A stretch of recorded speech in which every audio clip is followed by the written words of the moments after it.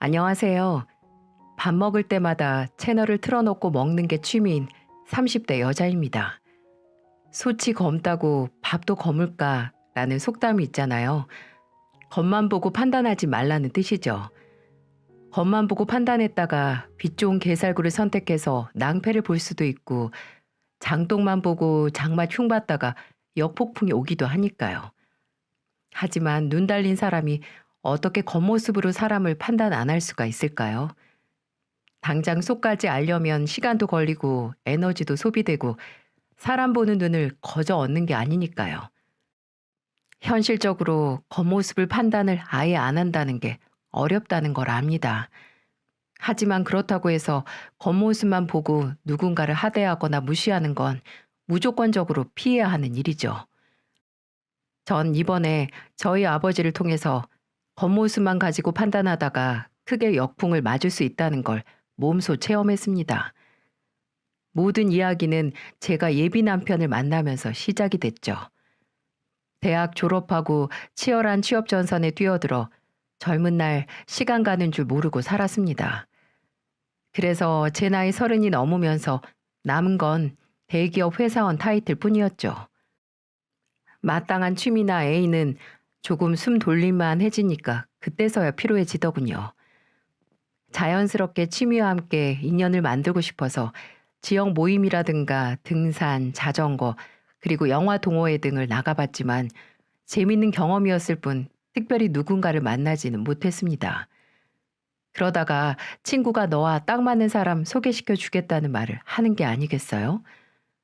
저 같은 불같은 성격은 순한 남자를 만나야 한다나 뭐라나 반신반의하면서 소개 자리에 나갔죠. 그렇게 저의 예비 남편을 만났습니다. 소개시켜준 친구에게선 자세한 얘기를 못 들었는데 만나고 보니까 예비 남편은 제가 다니는 회사와 경쟁사인 대기업에 다니고 있더라고요. 아, 수연 씨, 세탁기는 저희 회사가 훨 낫죠? 길 가는 사람 자꾸 물어보면 다 그렇게 말할걸요? 그럼 냉장고는요? 냉장고는 100이면 100, 다 저희 회사 말할걸요?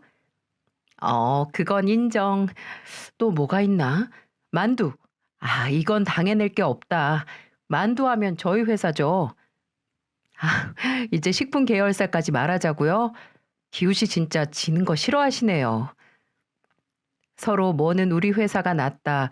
그건 인정이다. 얘기하면서 가까워졌네요. 예비 남편은 유머러스하고 말도 잘했지만 그렇다고 가볍지만은 않았습니다. 말하다 보면 그래도 대화에 깊이가 있는 게 착실한 사람이었어요. 그런 예비 남편과 거의 2년 가까이 알콩달콩 연애를 이어오다가 저희 둘 다 30 중반이 가까워져 오면서 결혼 이야기가 나오기 시작했어요. 그렇게 서로의 가족에게 서로를 소개시켜 주었죠. 처음으로 남편의 집에 초대를 받은 날 여기저기 먼저 결혼한 친구들에게 가면 어떻게 행동해야 하고 이런 대화는 피하라는 조언을 받고 만반의 준비를 해서 찾아갔습니다. 서울 을지로 공구 상가 쪽에서 개인 가게를 운영하는 예비 시아버지는 술을 좋아하신다고 해서 고량주를 준비해서 갔고요. 가정주부인 예비 시어머니는 평소 취미로 서예를 하신다고 하셔서 좋은 서예 용품을 선물로 사들고 갔습니다. 예비 남편과 2살 터울의 예비 아주버님은 이미 독립하셨고 예비 시누이가 본가에 있었지만 따로 선물은 준비하지 않고 다 같이 식사 후에 디저트로 먹을 에그타르트를 사갔네요. 예비 시어머님은 온화하고 자상한 분이셨어요. 예비 남편에게서 제가 해산물을 좋아한다는 걸 들으셨는지 식탁에 해물탕, 생선구이, 회 등등 넘치게 차려주셨더라고요. 이것 봐. 식탁에 죄다 수연 씨가 좋아하는 것 뿐이네. 아주 바다를 그대로 떠왔어. 우리 어머니 며느리가 아주 마음에 드셨나 봐요. 너라면 마음에 안 들겠니? 선물도 세심하게 챙겨오고 저렇게 예쁘고 대기업까지 다니는 며느리인데 수연아 많이 먹어. 더 먹고 싶은 거 있으면 말하고. 네 어머니 진짜 맛있어요. 오늘 괜히 치마 입고 왔나 봐요. 더 편한 옷 입고 와서 배 터지게 먹을 걸.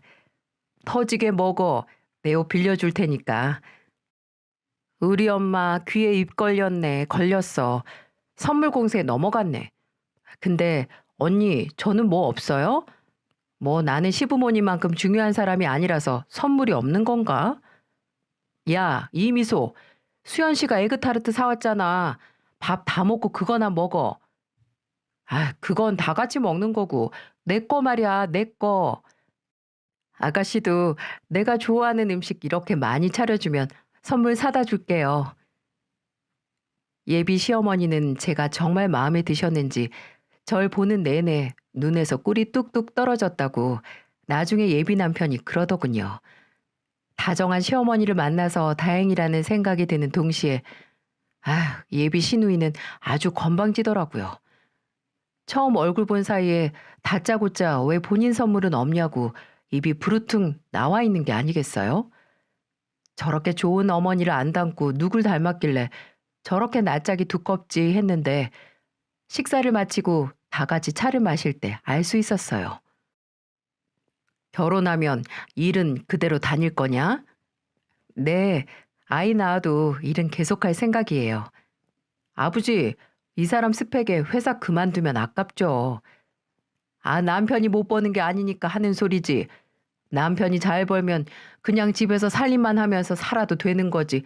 아깝기는 뭐가 아까워. 아유, 우리 아버지 또 고리짝 시대 소리 하시네. 요즘은 달라요. 능력 있고 계속 일할 생각 있으면 하는 거죠. 기우 말이 맞죠. 힘들게 회사 들어가서 결혼한다고 그만두면 손해죠, 손해. 당신은 조용히 하고, 그럼 연봉이 얼마나 되는데? 얼마길래 아깝다고 하는 거야. 드러나 보자. 예비 신우의 말본새는 예비 시아버지를 그대로 닮은 것 같더라고요. 툭툭 던지는 말투와 상대방 생각은 안 하고 그저 뭐든 내뱉고 보는 게 아주 똑같더라고요. 다짜고짜 제게 결혼하면 일은 안 그만두냐고 물어보시고 그 다음엔 바로 연봉 질문이라니. 그날 예비 시댁에서 나오면서 예비 남편은 제게 바로 미안하다고 싹싹 빌었습니다. 본인 아버지 때문에 불편하게 만들어서 미안하다고요. 예비 남편은 본인 아버지가 말을 가려서 못하는 스타일이라고 이해해달라고 했지만 솔직히 기분이 너무 나빴어요. 이전에 예비 남편이 저희 집에 왔을 때 저희 아버지는 정말 귀한 손님 대하듯 예비 남편을 대했거든요. 조금이라도 신뢰되는 질문은 전혀 하지 않았고요. 예비 남편도 그걸 아는지 저희 아버지에게 잘하긴 했어요. 저희 집은 어머니가 암으로 먼저 하늘나라에 가시고 아버지와 오빠 이렇게 셋뿐이었거든요. 근데 오빠는 일찍 결혼해서 분가를 해서 아버지가 취미인 낚시 친구 없어졌다고 적적게 하셨거든요. 그 빈 낚시 친구 자리를 예비 남편이 채워주었죠. 예비 남편은 아버지와 만난 후에 낚시 얘기를 몇 번 듣더니 바로 아버지를 따라 여기저기 다니기 시작했어요. 낚시에는 영 취미가 없는 못난 딸을 대신해서 예비 남편이 사위 노릇을 톡톡히 했죠. 저도 그런 남편에게 고마워서 예비 시아버지 때문에 불편했던 건 깨끗하게 잊기로 했어요. 그렇다고 모든 걸 다 넘어갈 수도 없는 노릇이었죠. 서로 가족에게 소개를 시켰으니까 이제 상견례 날짜만 잡으면 되겠다 싶었는데 전혀 예상치 못한 일이 생기더군요. 며칠 전부터 예비 남편의 안색이 좋지 않더니 걱정이 있는 것 같더군요. 제가 상견례 얘기만 꺼내면 이상하게 말을 돌리는 게 어째 불안했죠. 그래서 아예 나를 잡아 대놓고 예비 남편에게 물었습니다. 기우 씨, 요즘 무슨 일 있어? 만나도 아무 말 없이 멍 때리는 게 늘었어. 고민 있어? 어? 아니, 내가 고민은 무슨, 그냥 피곤해서 그렇지. 아니, 내가 보기엔 그냥 피곤해서 그런 게 아닌 것 같아서 그래. 혹시 나랑 결혼하기 싫어서 그래? 뭔가 아니다 싶어서 망설이는 거야? 그냥 솔직하게 말해줘. 뭐? 절대 아니야. 내가 당신이랑 결혼이 얼마나 하고 싶은데 지금도 너무 하고 싶어서 이렇게 고민하는 거고. 그게 무슨 소리야? 결혼을 너무 하고 싶어서 고민한다니. 혹시 시댁 식구들 중에 나 반대하는 사람 있어? 아, 이게 무슨 날벼락인가요? 예비 시댁에서 식사하고 왔는데 이게 무슨 일이냐고요. 알고 보니 예비 시아버지께서 저와의 결혼을 다시 생각해 보라고 하셨다고 하더군요. 저는 저를 만나보고 마음에 안 든 건가, 혹시 결혼하고 애 낳고서도 일을 한다는 게 결혼을 반대할 정도로 마음에 안 드셨나, 이런 별별 생각이 다 들었습니다. 예비 남편은 그저 변덕이니까 조금만 더 기다려달라고, 만약에 아버지가 반대를 해도 어머니가 당신 편이니까 그냥 결혼식 올려버리면 그만이라고 하는 겁니다. 저는 당초에 이해가 안 가서 예비 남편에게 물었어요. 대체 예비 시아버지가 저를 왜 반대하는 거냐고요. 하지만 예비 남편은 그저 본인도 모르겠다고 하면서 얼버무릴 뿐이었죠. 며칠을 추궁하고 혹시나 회사 다니는 것 때문 아니냐고, 그것밖에 더 있냐라고 하니까 끝끝내 입을 열었습니다. 그리고 차라리 결혼 후 회사를 안 그만두겠다고 한 것 때문에 결혼 반대를 한 게 나을 정도로 어이가 없는 이유를 대더군요. 듣고 그냥 흘려. 수연 씨가 들어야겠다고 해서 말하는 거니까. 수연 씨 어머니가 수연 씨 대학생 때 암으로 돌아가셨다는 얘기를 우리 어머니한테는 말했는데 아버지한테는 따로 말씀을 안 드렸거든. 근데 수연 씨 우리 집에 왔다 간 후로 어머니한테 들으셨나 봐. 그거 들으시고 우리 아버지가 좀 그래. 사람이 고루해서 이상한 편견이 좀 많거든. 괜히 트집 잡아서 그러시는 거니까 나 믿고 조금만 기다려줘. 설득해서 안 되면 그냥 결혼하면 그만이야. 정말로. 그래서 지금 나 엄마 없다고 결혼 반대하시는 거 맞지? 내가 잘못 이해한 거 아니지? 정말 미안해. 내가 진짜 뭐라 할 말이 없다. 자존감이 와르르 무너지는 기분이었어요. 어머니가 돌아가시고 분명 외롭고 슬프긴 했지만 제가 부족하게 자랐다고 생각하진 않았거든요. 아버지에게 넘치게 사랑받으면서 자랐고 어머니가 살아생전 저에게 가르쳐 주시고 남겨주신 것도 많아서 어머니가 안 계셨다고 해서 결핍이라던가 하는 건 하나도 없었습니다. 근데 결혼할 남자 집에서 문제로 삼으니 충격적이긴 하더라고요. 분명 아직 부모님이 안 계신다고 해서 색안경 끼고 보는 사람들이 있기야 있겠죠. 뭐 새삼스러울 일도 아니고요. 근데 막상 제가 당하니까 생각이 많아졌습니다. 예비 남편은 제게 말을 전하면서도 눈치를 살피면서 죄인처럼 굴었지만 제 기분은 좀처럼 회복되지 않더군요. 오히려 제가 이 결혼을 다시 생각해 봐야 하나, 이런 생각까지 들었어요. 그래서 예비 남편에게 시간을 갖자고 말했죠. 예비 남편은 정말 무릎이라도 꿇은 것처럼 저를 붙잡았습니다. 이래서 말 안 하려고 했다면서 제발 본인만 믿고 기다려달라고 싹싹 빌었어요.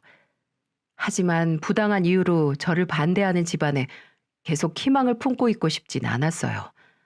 저는 단호하게 예비 남편에게 결혼을 다시 생각해보자고 통보한 뒤 뒤돌아섰습니다. 그 후로 예비 남편은 매일같이 제 마음을 돌리기 위해 고군분투했어요.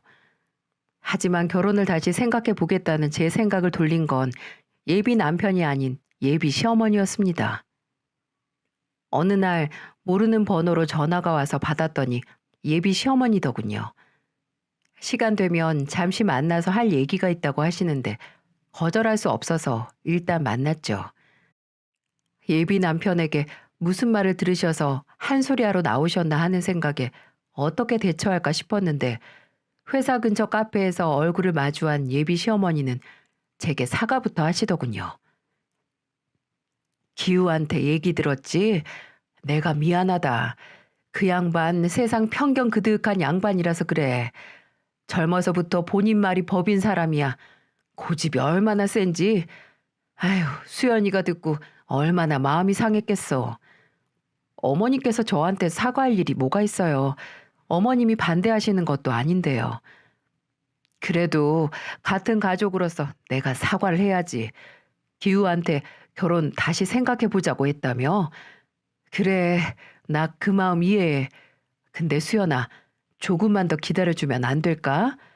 나랑 기우가 그 양반 마음 돌릴 테니까. 그리고 가족 중에 시아버지 하나가 반대해서 이 결혼 안 하기에는 너무 허무하지 않니? 안 그래? 저도 기우 씨 많이 좋아하고 결혼도 하고 싶지만 한 명이라도 반대하는 결혼을 해야 하나 싶어서요. 그리고 그 반대 이유가 저희 어머니가 돌아가셔서라니 정말 속상하기도 하고요. 그래, 내가 다 이해해, 수연아. 근데 그 양반 반대하는 거 찰나야 찰나. 잠깐 그러고 말 거니까 조그만 기우 믿고 기다려줘. 난 수연이가 우리 가족 되면 너무너무 좋겠는데, 어? 예비 시어머니의 간절하고 진심 어린 말에 마음이 흔들렸어요. 그래, 가족 중 한 명만 말 같지도 않은 이유로 반대를 하고 나머지 가족들은 다 내 편인데 뭐가 무서워서 못하나 싶기도 했고요. 예비 시어머니와 대화 후에 며칠을 고민하다가 예비 남편에게 연락을 했습니다. 당장 울음이라도 터뜨릴 것 같은 예비 남편에게 제대로 예비 시아버지를 설득해라. 혹시 결혼 후에도 같은 걸로 말 나오면 그때는 정말 이혼이거나 시대가 아예 연을 끊는 거라고 못 박았어요. 제가 세게 나가긴 했지만 예비 남편도 받아들였고요. 그렇게 몇 주가 지나 예비 남편은 예비 시아버지에게서 드디어 허락을 받아내고야 말았어요. 어떻게 설득을 했는지는 모르겠지만 예비 남편과 예비 시어머니, 심지어 예비 아주버님까지 예비 시아버지를 설득했던 모양입니다.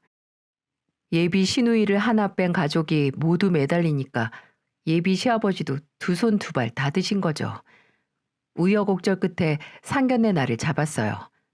말 많은 예비 시아버지와 다시 마주하는 게 불안하긴 했지만 예비 남편은 그런 제게 본인이 잘 맞겠다며 걱정하지 말라고 하더군요. 근데 원래 안 될 일은 무슨 일이 일어나서든 안 된다고 하잖아요. 저와 예비 남편이 그런 경우였나 봅니다. 문제의 상견례 날 고즈넉한 고급 한정식집을 예약해서 예비 남편과 예비 시부모님, 저와 저희 아버지 이렇게 다섯이서 식사를 했어요. 다행히 초반까지만 해도 예비 시아버지는 분위기를 불편하게 만들진 않으셨고요. 그저 조금 이상하다 싶을 정도로 저희 아버지 얼굴을 빤히 보는 것만 빼고요. 서로 자식 칭찬도 하고 가벼운 일상 이야기와 앞으로 저희 결혼 이야기를 하면서 웃음꽃을 피우고 있는데 요주 인물이 문득 이런 소리를 꺼내는 게 아니겠어요? 근데 사돈어른 혹시 어디서 본 적 있지 않나요? 어째 낯이 익은데? 글쎄요. 산 날이 많으니까 이제 어디서 누굴 보건 기억을 잘 못하긴 합니다. 그리고 제가 좀 흔한 인상이기도 하고요. 아유, 무슨 말씀이세요. 인상이 이렇게 좋으신데 스타일도 깔끔하시고요. 감사합니다, 사부인. 안 그래도 오늘 오기 전에 수연이한테 잔소리 들었습니다. 이발소에서 머리 좀 새로 하고 가자고요. 아버지 머리 안 하신 지 진짜 오래되긴 하셨잖아요. 덥수룩하게 기르시고 수염도 매번 다 안 깎고 오늘도 정장 입으시라고 했더니 깝깝해서 싫다고 하시는 거 있죠? 나이 들면 꾸미는 것보다 그저 깔끔하게 다니는 게 최고야, 최고. 안 깔끔하니까 그랬죠. 녀석 잔소리는. 그래도 장인어른은 키가 크셔서 뭘 입든 태가 나세요. 풍채가 좋으시잖아요. 아, 이제야 기억났다. 그 주차장에서 일하던, 이거 몰라봤습니다. 그때는 지금보다 더 후줄근해서, 참, 나이도 훨씬 들어 보여서, 그때는 노인네인 줄 알았는데, 이거 세상 참 좁네요, 좁아. 이게 무슨 소린가요? 주차장? 후줄근? 노인네? 훈훈한 대화 중 갑자기 저희 아버지를 어디서 본 건지 기억이 난 건지 예비 시아버지는 혼자 큰 소리로 말씀하시더군요. 근데 그 내용이 어째 이상한 겁니다. 네? 주차장에서요? 아, 내가 저 가게 근처에서 친구 놈들하고 한잔하고 가는데 한 녀석이 근처 유료 주차장에 대놨더라고요. 근데 그때 주차장 관리하던 사람이 우리 며느리 아버지일 줄은 생각도 못했습니다. 그때는 주차장 컨테이너에서 혼자 라면 잡수고 있던데 요즘 잘 챙겨 드시나요? 제가 그거 보고 영 마음이 안 좋더라고요. 자자, 여기 맛있는 거 더 드십시오. 여기요. 듣고 보니 예비 시아버지가 아버지가 일하시는 주차장에 왔었고 그때 아버지 얼굴을 기억하고 있었던 겁니다. 근데 어째 말하는 게 주차장에서 일하던 저희 아버지를 무시하는 뉘앙스더라고요. 라면 운운하면서 갑자기 상에 있는 밑반찬들을 저희 아버지 앞으로 밀기도 하고요. 예비 시아버지의 말과 행동에 제 얼굴은 점점 굳어졌지만 저희 아버지는 큰 내색하지 않고 대답하셨어요. 그때 보셨나 보네요. 전 매번 마주치는 사람이 많아서 하나하나 다 기억을 못합니다. 나이 들면 다 그렇죠. 그래도 그렇게 일하시니 참 대단하십니다. 그런 데는 한 달 일하면 얼마나 받습니까? 저도 나중에 할 일 없어지면 취미로 할 수 있겠네요. 그날 보니까 주차장이 오래되고 낡았던데 그래도 한 달에 100은 받죠? 뭔가 단단히 잘못된 것 같았어요. 예비 시아버지는 그때 그 주차장에서 마주친 사람이 저희 아버지라는 걸 기억해낸 후에 태도를 싹 바꾸더군요. 아무래도 저희 아버지가 주차장 관리 요원으로 일하고 있다고 생각을 하고 하대를 하는 것 같았는데 참나 어이가 없었어요. 그 주차장 자체가 저희 아버지의 소유였거든요. 월급 경비원이 아니라 주인이라는 말이죠. 아니 그리고 솔직히 경비원으로 일을 한다고 한들 뭐 어떤가요? 갑자기 태도를 바꿔서 사람을 무시하는 게 제정신인가요? 나이 먹은 어른이 할 행동이냐고요. 저희 아버지는 그저 좋은 날, 좋은 자리니까 참고 계신 것 같았지만 저는 자식된 도리로 더는 참을 수가 없었어요. 아버님, 하고 싶다고 다 할 수 있나요? 그런 것도 자리가 생겨야 하죠. 사돈 어른도 하는데 내가 못할 게 뭐 있어? 사돈 어른, 나중에 좋은 자리 나면 저도 알려주십시오. 아마 요즘 주차장 경비라고 해도 기본 인성은 보지 않을까요? 사람 직업으로 무시하는 사람은 안 뽑을 것 같은데요. 뭐? 너 지금 수연 씨 진짜 듣자 하니까 못 참겠네요. 처음 만나는 자리에서 다짜고짜 사람 직업으로 사람 무시하는 게 말이 되나요? 처음엔 저 엄마 없다고 무시하시더니 이번엔 아버지 직업으로 아주 신나게 무시를 하시네요. 이게 어디 어른 앞에서 버릇없이. 수연아, 너 지금 이게. 어머님, 저 지금 눈앞에서 부모님이 모욕하는 말 듣고 할 말 하는 거예요. 아버님, 아무리 사람이 늙어서 생각도 뒤처지고 고루해질 수 있어도 기본은 해야죠. 그저 나이만 먹는다고 어른 되나요? 어른 노릇을 해야 어른이지. 지금 상견례 자리에서 이게 무슨 경우 없는 짓인가요? 수연아, 그만해라 이제. 제가 진짜 도저히 참을 수가 없어서 그래요. 어디 사람 직업만 보고 함부로 판단하는 거예요? 네? 아버님은 누구든 무시할 정도로 되게 잘난 일 하시나요? 그렇게 더 늙어서 취미로 주차장 관리하고 싶으면 연락드릴게요. 이력서 만들어서 오세요. 먹고 살 거 없으면 저희 아버지 주차장에라도. 수연아, 이제 그만하래도. 아무리 제가 부당한 대우에 정당한 반응을 했어도 저희 아버지는 제가 어른에게 고래고래 소리치는 모습을 볼 수 없으셨나 봅니다. 그리고 아버지는 예전부터 돈 문제 때문에 손해보고 상처받으신 기억이 많은 분이셨거든요. 그래서 본인이 무슨 일을 하는지, 재산이 얼마 있는지 이런 종류의 얘기 자체를 극도로 꺼리는 분이시긴 했어요. 그래서 예비 시아버지의 웃기는 오해에도 그 주차장이 내 건데요. 이 한마디를 안 꺼내신 거고요. 근데 거기서 제가 분에 못 이겨 이력서 가져오면 우리 아버지 주차장에 취직시켜 주겠다. 이런 말을 하려고 하니 딱 막으신 거죠. 그런 아버지 뜻을 알고 제가 그저 말을 끝내지 못하고 씩씩거리니까 완전히 아수라장이 된 상견례 자리에서 아버지가 이런 소리를 하시더라고요. 오늘 딸아이가 이런 모습 보여서 죄송합니다. 하지만 제 딸이 이렇게 크게 화난 건 다 이유가 있다고 생각을 합니다. 어느 자식이 부모가 부당한 대우를 받는데 가만히 있겠습니까? 사돈어른, 참나, 내 이런 경우는 처음 봅니다. 며느리 되래가 시아버지한테 아주 따박따박. 내가 이럴 줄 알고 결혼 반대한 겁니다. 뭐 제대로 보고 배운 게 있어 예의가 있지. 하, 아버지, 며느리? 시아버지? 누가요? 저 이 결혼 안 해요. 아버지 죄송해요. 괜히 시간 낭비만 했네요. 일어나세요. 집에 가요. 수연 씨, 잠깐. 나 잡지 마. 나 우리 아버지 무시하는 집안이라 연 맺고 싶지 않아. 저는 끝까지 본인 잘못이 뭔 줄도 모르고 예의를 운운하는 예비 시아버지의 모습에 학을 뗐습니다. 그래서 바로 저희 아버지에게 자리를 뜨자고 말을 했죠. 예비 남편도 예비 시어머니도 모두 당황해서 저를 잡으려고 하는데 뿌리치고 나와버렸네요. 저희 아버지는 그저 묵묵히 따라 나오셨고요. 예비 남편도 아직 저희 아버지가 무슨 일을 하는 분인지 모르니까 아마 예비 시아버지는 끝까지 저희 아버지를 주차장 관리하는 사돈으로 오해하겠죠.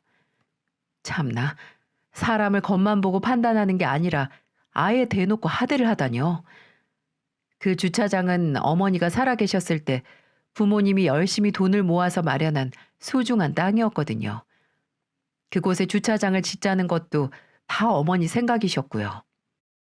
그 땅 매매할 때만 하더라도 그 돈으로 뭐하러 그런 곳을 사냐는 소리 들었다고 하는데 이제는 서울 중심가의 노른자 땅 소리 듣는 곳이에요. 실질적으로도 그렇고 감정적으로도 그렇고 저희 가족에게는 커다란 가치가 있는 곳인데 아무것도 모르는 인간한테 낡았다, 오래됐다 이런 소리를 들으니 더 속이 터졌죠.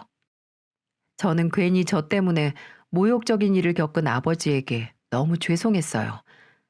그날 이후로 아버지와 대화가 적어지기도 했고요. 저는 너무 죄송해서 아버지 볼낯이 없었고 왠지 모르게 아버지께서도 저와 마주하고 대화를 하지 않으시더라고요. 화가 많이 나신 건지 아니면 제게 실망을 하신 건 아닌가 이런 마음에 불안했어요. 왜 아무런 잘못도 하지 않은 아버지가 이런 일을 당해야만 하는 건지 생각하면 할수록 짜증이 치밀었죠. 예비 남편에겐 그 상견례 사건 이후로 계속해서 연락이 왔습니다. 제게 전화를 걸어 갑자기 본인 아버지 욕을 하면서 제 마음을 달래주려고 하는데 그렇다고 제 마음이 풀릴 수가 있겠어요? 본인 아버지 예전부터 술 문제, 도박 문제로 집안 돈 많이 까먹던 사람이라고 그런 사람이 인성이 제대로 될 일 없다고 본인이 먼저 연을 끊겠다고 하더군요. 그렇게 말을 해도 제가 매번 무시하고 이제는 다시 연락하지 말라고 난리를 쳐도 포기를 모르더라고요. 솔직히 예비 남편 한 사람만 봐서는 너무 좋은 사람이라고 생각을 했는데 상견례 날 본인이 본인 아버지가 이상한 소리 하면 맞겠다고 했으면서 지키지도 못했잖아요. 그런 사람을 믿고 제가 뭘 하겠습니까? 그리고 예비 시아버지가 미우니까 이제 예비 남편 이름만 봐도 짜증이 다 나더라고요. 나중엔 제가 예비 남편 번호를 차단하니까 이제는 회사 전화로 하고 집 전화로 하는 게 아니겠어요? 문자로도 본인이 아버지와 연을 끊고 살겠다고 제발 다시 생각해달라고 하는데 그냥 예비 시아버지가 될 뻔한 인간과 조금이라도 엮일 수 있는 가능성을 열어두고 싶지도 않았어요. 주말 아침부터 집 전화가 사정없이 울리길래 받았더니 또 예비 남편이었어요. 저는 이제 이 전화도 없앨 거라고 또 전화하면 진짜 신고할 거라고 말하고는 끊었죠. 근데 그 모습을 아버지가 보신 거예요. 또 이서방이냐? 네. 아우, 이 전화를 없애버리던가 해야지. 그리고 아버지, 이제 이서방이라고 하지 마세요. 저 정말 결혼 안 해요. 별 가짜는 오해하고 우리 집 무시하는 사람 있는 집안이랑은 절대. 그래, 알겠다. 그저 알겠다고 대답하는 아버지 얼굴이 어둡더라고요. 시간이 좀 지나긴 했지만 예비 남편에게서 연락이 올 때마다 딸이 파혼하고 사돈 될 뻔한 인간한테 천박한 모욕당했던 기억이 다시 날 테니 아버지 기분도 안 좋을 만 하시죠. 제가 괜히 아버지 기분만 망친 건 아닌가, 사람 보는 눈 없다고 나한테 실망하셨나 매번 이렇게 아버지 눈치만 보고 있었는데 어느 날 아버지가 제게 함께 외출하자고 하시는 게 아니겠어요? 일이나 낚시를 제외하고 다른 외출을 거의 잘 안 하시는 분이 무슨 일인가 싶었는데, 아니, 외출 준비를 마친 아버지의 모습을 보고 제 눈을 의심했네요. 중요한 자리에서도 잘 안 입으시는 쓰리피스 맞춤 양복을 쫙 빼입으신 게 아니겠어요? 아버지, 우리 어디 가요? 결혼식 가시는 거예요? 나 그냥 청바지 입었는데. 아니다, 됐어. 너는 그냥 가도 돼. 어디 가는 건데요? 말씀은 해주셔야죠. 잠자코 따라만 와. 그렇게 아버지가 잘 타지도 않던 외제차를 주차장에서 꺼내간 곳은 다름 아닌 을지로 공구 상가였어요. 그렇습니다. 예비 시아버지 가게가 있는 그곳이요. 저는 목적지를 눈치채고 바로 아버지에게 물었죠. 아버지, 여기 을지로잖아요. 혹시 지금 아버님, 아니, 그 사람 가게 가는 거예요? 왜요? 내가 다 알아서 할 테니까 넌 그냥 차 안에서 기다리고 있어. 아버지, 나 진짜 결혼 안 한다니까요? 혹시 결혼 다시 생각해 보라고. 아니라니까 그러네. 그냥 넌 잠자코 있어. 이 아빠가 다 알아서 할 테니까. 여러분은 지금 무슨 일이 벌어지고 있는지 아시겠어요? 저는 그때 진짜 아버지가 무슨 생각으로 양복을 차려입고 잘 타고 다니지도 않으시는 차에 절 태우고 그곳으로 향하는지 상상도 못했어요. 그렇게 예비 시아버지가 하는 가게 앞 골목에 차를 댄 아버지는 저에게 차에서 기다리라는 말만 남기고 차에서 내리셨어요. 그리고 예비 시아버지 가게 앞으로 갔죠. 골목이 좁아서 차 안에 있어도 유리로 된 가게 안이 훤히 보이고 가게 안에서 틀어놓은 TV 소리까지 다 들리더군요. 저는 아버지가 무슨 일로 이곳에 오신 건지 알아야 했기에 차에서 내려 조심스럽게 가게 앞으로 갔습니다. 그리고 문 옆에 몸을 숨기고 귀를 기울였죠. 혹시 싸움이 나려나 싶어 고개를 살짝 숙여서 가게 안을 살피니 가게에서 물건을 정리하던 예비 시아버지가 아버지를 발견하고 손님인 줄 알고 인사를 하고 있더군요. 예, 예, 뭐 필요해서 오셨어요? 나 못 알아보겠습니까? 매번 사람이 걸친 옷만 바뀌면 알아보지 못하나 보군요. 네? 무슨 일로 왔습니까? 이렇게 차려입고 뭐 경비원이라고 무시했다고 따지러 왔습니까? 그런 거라면 돌아가시오. 할 말 없으니까. 오해는 풀어야 할 것 같아서 왔습니다. 그날 그쪽이 낡고 오래됐다고 한 주차장 바로 내 소유입니다. 뭐요? 다짜고짜 무슨 소리 하는 건지 원. 그쪽이 일하면 달에 배금 받냐고 했던 주차장이 내 소유의 땅이라는 말입니다. 이해가 갑니까? 참나. 그걸 지금 나한테 믿으라는 건지. 그럼 나도 이 건물 내 소유요. 믿거나 말거나 당신 자유입니다. 하지만 할 말이 있어서 이렇게 왔습니다. 당신같이 그저 사람이 걸친 옷과 행색으로 사람 판단하고 하는 일로 무시하는 지능이 짐승만도 못한 인간이 있는 집에 우리 수연이 절대 못 보냅니다. 그러니까 당신 아들한테 그만 포기하고 연락하지 말라고 전하세요. 알아듣겠습니까? 사내 자식이 포기할 때는 깨끗하게 포기를 해야죠. 안 그렇습니까? 뭐라고? 짐승만도 못해? 이 인간이 다짜고짜 남의 가게 와서 실성을 했나? 실성을 한 건 당신 인성이야. 그렇게 짧은 생각을 가지고 참 오래도 살았습니다. 그저 본인보다 못났다고 생각하며 무시하고 하대하려고 혈안이 되어서 말입니다. 무슨 소리야? 내가 언제 무시하고 하대를 해? 거울을 좀 보시던가. 아주 추합니다.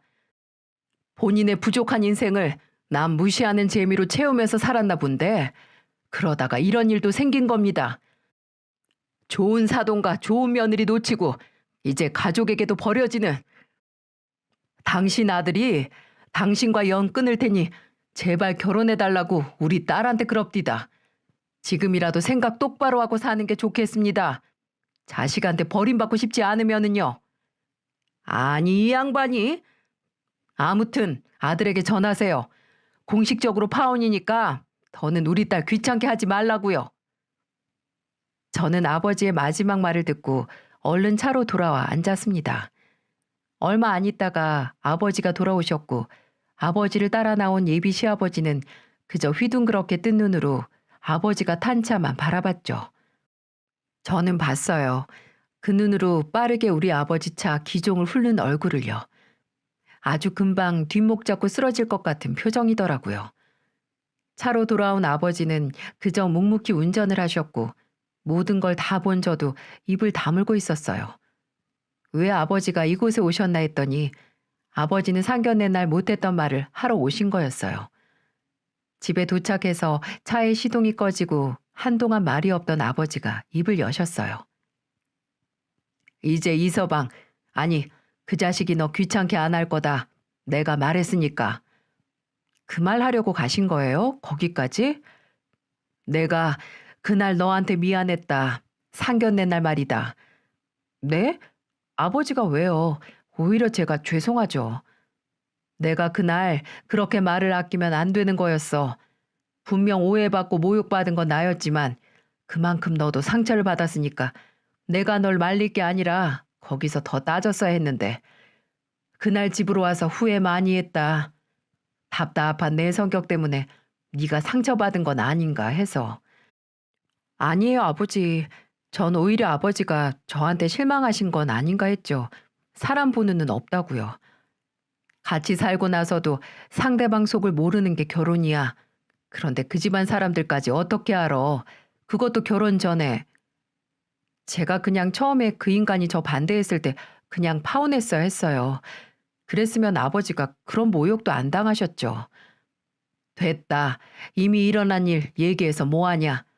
그냥 오늘은 내가 그날 그 인간한테 너 대신해서 시원하게 말 못한 게 미안하고 후회가 돼서 갔다 온 거야. 네가 같이 있어야 힘이 날 것 같아서 끌고 갔던 거고. 아버지, 사실 저 다 들었어요. 아까 가게에서 몰래 앞으로 가서 들었어요. 그럴 줄 알았다. 네 성격에 가만히 있을 리가 없지. 아주 엄마 쏙 빼닮아서 호기심이 넘치지. 모르는 거 없어야 직성이 풀리고. 아버지, 말 잘하시던데요? 그 말 하려고 이렇게 맞춤 양복도 입고 가신 거예요? 우리 아버지 진짜 귀엽다니까. 아빠를 놀려 이 녀석이. 그런 인간들한테는 아주 같은 수준으로 갚아줘야 돼. 나는 지금까지 너무 당하기만 했지. 뭐든 그저 허허 웃고 넘기고 뒤돌면 그만이다 하는 마음으로. 근데 자식 앞에서 당하니까 다르더라. 이렇게 딸 앞에서 풀고 나니까 그나마 속이 후련하다, 후련해. 잘하셨어요, 아버지. 저도 속이 후련해요. 그렇게 아버지와 저 사이 있던 서먹한 기운이 눈 녹듯이 사라졌어요. 아버지는 몸 바쳐 제게 겉만 보고 판단하면 큰 화를 입을 수 있다라는 걸 보여주셨죠.